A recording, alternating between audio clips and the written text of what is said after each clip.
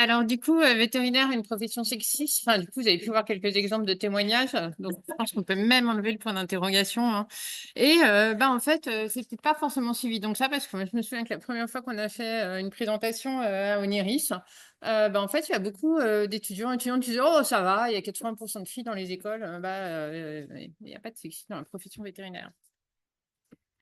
Alors, je me présente rapidement. Moi, je suis vétérinaire libérale en canine à Lons-le-Saunier dans le Jura. Je suis aussi maman de 2 garçons de 12 et 16 ans. Alors, je suis membre du CVF, je suis administratrice à Ecoveto. Je suis coprésidente de Veto Entraîne et je fais un DU d'études sur le genre avec l'université de Rennes 2 et j'espère poursuivre un master l'année prochaine. Et alors, pourquoi je mets ça et pourquoi je mets cette toile d'araignée? C'est parce que moi, je me sens en fait en plein milieu de cette toile, c'est-à-dire en tant que vétérinaire, en tant que femme, je me sens au cœur d'un système d'oppression qui concerne à la fois le genre, la race, parce qu'on ne peut pas dire que la profession vétérinaire soit très diversifiée d'un point de vue ethnoculturel. Au cœur aussi des oppressions de classe, hein, puisqu'on est quand même dans une position privilégiée, et aussi au cœur des oppressions d'espèces, hein, avec l'élevage, avec les animaux qu'on côtoie. Enfin, vraiment, moi, je me suis au cœur de ce système-là. Et voilà pourquoi je voulais présenter un petit peu les différentes choses qui m'animent. Alors, ce dont je vais vous parler aujourd'hui s'appuie sur le travail remarquable de notre consoeur Marianne Jack, qui a fait sa thèse sur les considérations de l'égalité femmes-hommes dans le monde vétérinaire. Il y a beaucoup des visuels qui sont issus de la présentation qu'elle a fait de sa thèse, dont un replay est disponible sur la chaîne YouTube de Veto Entraide, si vous voulez voir la présentation de sa thèse. Alors, quelques données déjà sur dans la population générale. Donc, quelles sont les inégalités femmes-hommes? Déjà, en termes de temps de travail, il y a 3 fois plus de femmes que d'hommes qui sont à temps partiel. Il y a des écarts salariaux. Donc, on parle de 24% en moyenne sur tout volume horaire et poste confondus. 15% quand on est à temps de travail égal et 4% toutes choses égales par ailleurs. Voilà. Et puis il y a aussi des inégalités au niveau des pensions de retraite qui en sont la conséquence, hein. Alors, j'attire juste votre attention sur quand on parle des chiffres en termes d'inégalité. Alors, souvent, on va dire que les femmes, elles gagnent. Alors, par exemple, dans la profession vétérinaire, ça va être les femmes salariées, elles vont travailler 9% de moins. Enfin, il y aura 9% d'écart salarial par rapport aux hommes.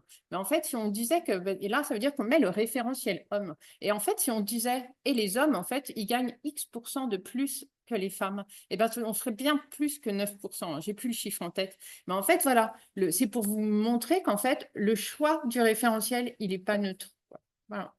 Et c'est pas pour rien, à mon avis, qu'on le choisit et que ça donne finalement un chiffre plus petit. Et il y a aussi des autrices, des chercheuses en sociologie qui, au lieu de parler de toutes choses égales par ailleurs, elles ont aussi tendance à dire toutes choses inégales par ailleurs, parce que toutes choses égales par ailleurs, c'est là aussi se placer sur un référentiel masculin. Donc voilà, c'est des petites choses auxquelles on peut penser comme ça.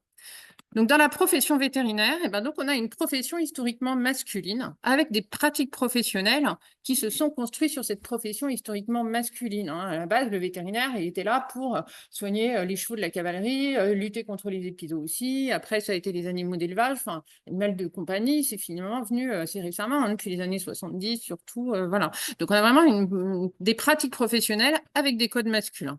Mais aujourd'hui, on a une féminisation de la profession qui est importante, hein, avec les chiffres que je vous donnais tout à l'heure en introduction. On se dirait que finalement, avec une si forte féminisation, on pourrait avoir une égalité dans la profession. Et qu'il y a eu du coup un changement d'image et de paradigme, mais en fait, pas tant que ça, c'est plutôt à l'origine de tensions, quoi. Alors, pour tout ce qui est chiffres, je vous invite à aller regarder l'atlas démographique de l'Ordre, hein, qui est sur le site de l'Ordre national des vétérinaires, et plus particulièrement sur les inégalités de salaire. Vous pouvez aller voir la thèse de la docteure Maëlle Taupin, qui a été soutenue en 2024 sur les inégalités de revenus hommes-femmes dans le milieu vétérinaire. Alors, en fait, là, je vais essayer de vous, parce que là, il faut qu'on fasse avec un ton très court, hein, donc je vais essayer de vous mettre en lumière quelques endroits où se joue l'inégalité femmes-hommes au niveau vétérinaire. Alors, je dirais à quel moment ça commence et même bien avant ça. Parce qu'en fait, il faut penser que l'inégalité femmes-hommes, elle se joue alors qu'on n'est même pas né. Parce que qu'est-ce que ça va être la première chose qu'on va demander? C'est, quand une femme est enceinte, t'attends une fille, un garçon? Quand on est, la première chose qui va nous définir, c'est notre sexe biologique, quoi. Donc, c'est vraiment le premier truc qui finalement va va générer l'égalité, puisqu'à partir de ce sexe biologique, les parents, l'entourage, la société va projeter des choses qui sont attendues, les fameux stéréotypes qu'on disait. Alors, si on en revient un petit peu juste au niveau éducation, hein, enfin au niveau parcours scolaire, avant l'École nationale vétérinaire, il va y avoir ce qu'on appelle une ségrégation horizontale, c'est-à-dire que les filles vont être pas mal orientées vers vers le care, pour être en congruence en fait avec des stéréotypes de genre. Les capacités scientifiques vont être moins valorisées chez les filles. La confiance en soi est diminuée. Et il y a aussi dans les comportements des enseignants, des comportements qui sont différenciés, hein. Les enseignants n'ont pas les mêmes comportements en fonction d'élèves filles ou d'élèves garçons. Et dans les classes, hein, il y a des dynamiques interactionnelles qui sont dominées par les garçons, hein. Euh, Autrement, donc en fait, du coup, ça génère en fait ce qu'on appelle un gender aspiration gap, c'est-à-dire un différentiel d'ambition, hein. C'est-à-dire que femmes et hommes ne vont pas avoir les mêmes aspirations, hein, du fait de cette socialisation différenciée. Alors, pendant les études, il y a aussi une santé mentale qui va être diminuée, une répartition des rôles d'importance qui va se faire différemment entre filles et garçons, et le sexisme. Voilà, tout à l'heure, vous avez des sexismes dans la profession, mais il y a aussi du sexisme pendant les études, hein, dans la vie privée et dans la culture étudiante. Il faut savoir que les traditions d'intégration, ou avant ça s'appelait bizutage, ça repose quand même sur, à la base, des rituels qui sont virils, masculins. L'hyperalcoolisation, c'est un rituel viril, quoi. Voilà. Donc, ça repose là-dessus. Et on socialise, là aussi, les étudiants et les étudiantes à des codes masculins. Alors, le gender aspiration gap, donc, c'est de dire qu'il y a des ambitions différentes selon le genre, hein. C'est-à-dire que suivant si on est une fille ou un garçon, on ne va pas forcément aspirer à la même chose pour sa vie professionnelle. Et donc, ça a un impact sur sur la confiance en soi, et la confiance en soi impacte sur les aspirations. Il y a aussi donc les stéréotypes de genre, comme on a vu tout à l'heure, les discours limitants qui vont influer sur les décisions pour un avenir professionnel. Et il y a le fait aussi de fonder une famille, la volonté de fonder une famille, ça impacte aussi différemment les filles et les garçons dans l'élaboration de leur projet professionnel. Alors là, c'est là que j'ai mis l'actrice raisonnable. Alors pourquoi moi je vous parle d'actrice raisonnable? Parce que du coup, quand on entend ça, on dit ah ben les filles, elles veulent pas, elles n'ont pas d'ambition, etc. Mais en fait, non, parler d'actrice raisonnable, c'est refuser d'imputer des choix qui sont moins ambitieux pour les filles à un conformisme, hein. Au contraire, c'est plutôt qu'en fait, les filles, elles font des choix raisonnés et raisonnables au regard de ce qu'elles anticipent du fonctionnement des familles et du marché du travail. C'est-à-dire qu'elles savent qu'il y a encore des inégalités dans la vie familiale et domestique qui fait qu'elles ont plus de tâches domestiques et parentales. Et du coup, ça, c'est intégré avant et c'est avec ça qu'elles font un choix raisonné et raisonnable.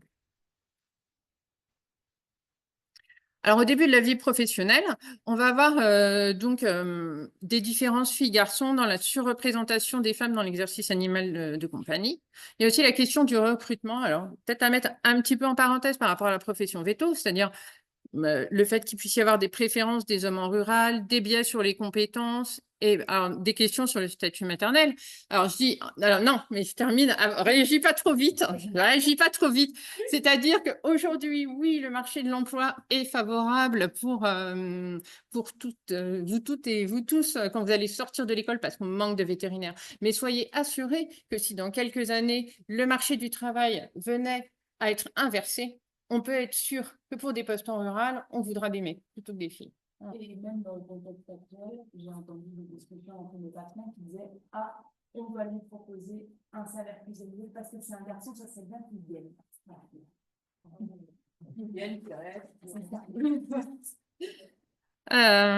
Donc, premier emploi, l'écart salarial, hein, voilà, les vétérinaires salariés, il y a un écart de 9% de salaire à temps de travail égal. Les femmes salariées vétérinaires gagnent 9% de moins que les hommes salariés vétérinaires, alors que tout le monde se dit oh, on a une convention collective, c'est bon, non, en fait, c'est pas bon du tout, quoi. Et des perceptions différentes de leur clientèle, hein, avec les exemples tout à l'heure. Voilà.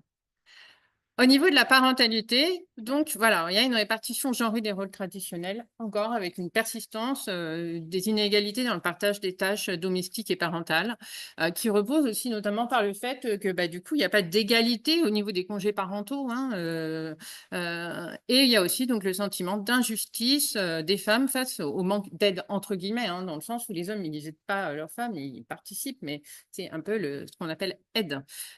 Donc modification, alors au niveau de la parentalité, bah, il y a une modification du temps de travail. Souvent, ça engendre un passage à temps partiel pour faire face à la charge domestique et familiale, mais ça entraîne aussi plus de précarisation financière et un impact sur la carrière future. La parentalité bah, fait que parfois le statut salarié va être préféré au statut libéral parce qu'il y a une meilleure protection sociale en termes de congé maternité, d'arrêt maladie lié à la maternité. Et aussi autre chose, d'inégalité hommes-femmes autour de la parentalité, pour les femmes, ça va être la child penalty et pour les hommes, ça va être le breadwinner effect. Et ça, je vous en parle un petit peu après. Je vais le détailler après. Donc, parentalité, charge mentale, je pense que le charge mentale, maintenant, ça commence à être.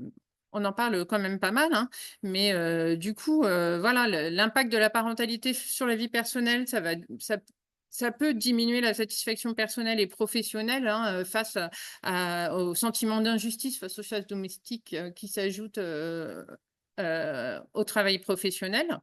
Il n'y a pas de bénéfice de la vie en couple sur le score d'épuisement émotionnel des femmes. Voilà. Alors ça, je vous invite à aller voir l'étude sur la santé au travail du professeur Truchot qui était paru en 2022, qui est dispo sur le site de Veto Entraide et du Conseil national de l'ordre. Un truc qui a même failli passer à la trappe par le professeur Truchot, hein, il ne l'avait pas vu. Hein.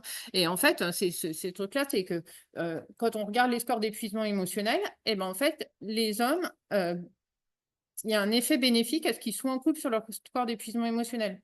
Et pour les femmes, qu'elles soient en couple ou célibataires, c'est pareil en fait. Voilà. Donc, la vie familiale, c'est de la charge mentale, c'est les tâches domestiques et familiales qui reposent encore majoritairement sur les femmes, même quand le métier de la femme est plus demandant que celui du conjoint. C'est-à-dire, c'est pas parce que le conjoint fait un travail, par exemple, avec moins d'heures de travail ou un travail avec moins d'investissement qu'il va prendre plus en charge de tâches domestiques ou parentales. Et donc, du coup, impact de la parentalité donc, sur la vie professionnelle, le temps partiel pour pouvoir arriver à gérer ce double métier de mère et de vétérinaire. Et puis, les horaires lourds, la grande amplitude horaire des journées en clinique et le manque de participation du conjoint peuvent être vus donc, comme des freins à la vie professionnelle. Donc, tout à l'heure, je vous parlais de cette inégalité entre la child penalty pour les femmes et le breadwinner effect pour les hommes. C'est-à-dire que pour les femmes, quand elles vont avoir un enfant, eh ben, du fait de tout ce que je vous ai expliqué avant, il va y avoir une pénalité financière. Hein. Par exemple, avec une réduction du temps de travail et des discriminations, bien sûr, sur le fait d'avoir ce statut maternel. Elle va être absente, ses enfants vont être malades, elle va être moins souvent là, elle va pouvoir vouloir prendre ses mercredis, elle va vouloir prendre plus de vacances, etc. Donc, tous ces préjugés, tous ces stéréotypes qui vont alimenter la child penalty. Au contraire, l'homme, lui, quand il se marie ou qu'il devient père, eh ben, en fait, c'est ce qu'on appelle un peu l'escalator de verre, hein, c'est-à-dire qu'il va avoir un avantage financier. Il va avoir une meilleure employabilité, il va être valorisé socialement parce qu'on va voir en lui un homme responsable. Voilà. Et donc, du coup, là, c'est tout bénéfice pour lui. Et donc, ces deux effets, ça renforce l'écart salarial femmes-hommes au sein du couple. Autre domaine, l'entrepreneuriat, les sphères d'influence. Les inégalités femmes-hommes, elles se manifestent sur le fait que on va avoir moins de femmes, moins de représentation des femmes dans des postes rémunérateurs ou influents. Alors ça, c'est dû au plafond de verre, un petit peu que tout le monde connaît. Alors il y a le tuyau à fuite aussi. Alors tuyau à fuite ou tuyau percé, c'est le fait que plus on va avancer dans les échelons, plus on va perdre des femmes au cours du trajet. Et puis, il y a donc la question des stéréotypes prescriptifs et descriptifs. Alors, tout à l'heure, on en a parlé un petit peu. Donc, je rappelle juste, le stéréotype, c'est les croyances partagées à propos des caractéristiques personnelles, généralement des traits de personnalité, mais aussi des comportements propres à un groupe de personnes. Alors, ils sont dits descriptifs quand ces croyances sont à propos de caractéristiques qui décrivent, là en l'occurrence, les femmes, et ils sont prescriptifs quand c'est des croyances à propos de caractéristiques auxquelles les femmes doivent se conformer. Donc, il y a à la fois ce qu'on va décrire d'une femme et ce qui va être attendu d'une femme. La différence entre les deux stéréotypes. Par ailleurs, donc, les femmes vont être sous-représentées chez les vétérinaires libéraux parce que déjà, les hommes vont préférer s'associer entre eux. Et puis, il va y avoir la revente de cliniques à des chaînes. Alors là, je me sème une petite graine au passage. Voilà, je sème une petite graine. Parce qu'on pourrait se dire que, vu que, bon, il y a 80% de femmes dans les écoles, que les hommes, bah, ils sont plus âgés, là, ils vont partir à la retraite bientôt, on peut se dire, bon, bah, après, de toute façon, il va y avoir des femmes à la place, et puis c'est bon, on aura des femmes qui vont être employeuses, etc. Mais est-ce que là, avec l'arrivée des corporates, où on a des grosses structures, avant, on avait un modèle, vous aviez des employeurs, des 3-4 associés là, qui travaillaient dans la clinique. Là, on change de modèle avec les corporates. C'est-à-dire que vous allez avoir des chefs de groupe qui vont être là, plus ou moins pas vraiment là, dans les cliniques, et qui vont employer effectivement majoritairement des femmes. Alors, est-ce qu'on n'est pas en train de passer à un modèle où on avait des hommes vétérinaires employeurs à garder des hommes employeurs qui en plus ne seront pas vétérinaires? Voilà. Pour la petite graine au passage.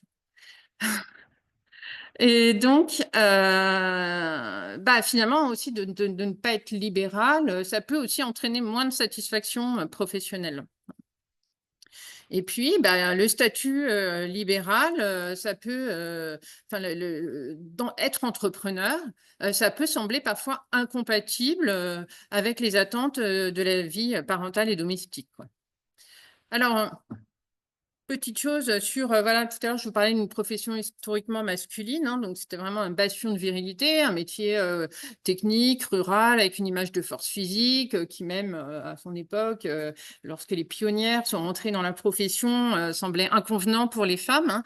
Et ensuite, ce qui s'est passé dans les années 70, une fois que les femmes ont pu accéder, bon, déjà autour de la Deuxième Guerre mondiale, à l'enseignement secondaire, hein, entre deux guerres, après, il y a pu y avoir une entrée massive des femmes sur le marché du travail dans les années 70.